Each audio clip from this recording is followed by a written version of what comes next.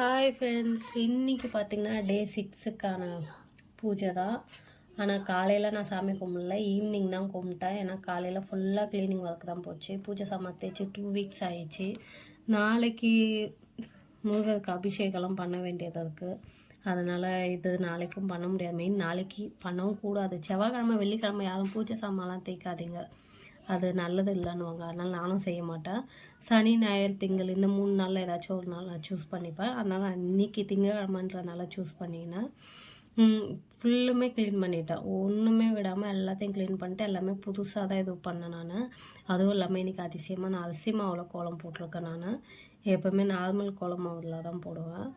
நல்லா இருந்துச்சு. அதுவும் இல்லாமல் இன்றைக்கி ஸ்பெஷலாக முருகருக்கு வந்து அரளிப்பூவில் மாலை போட்டிருக்கேன். அதான் மாலைனா பூ கட்டி போட்டிருக்கேன்.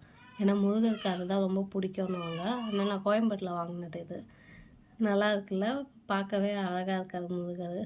2 கலர் காம்பினேஷன் நல்லாயிருக்கு, அந்த பிங்க்கும் எல்லோ கலந்து போட்டது.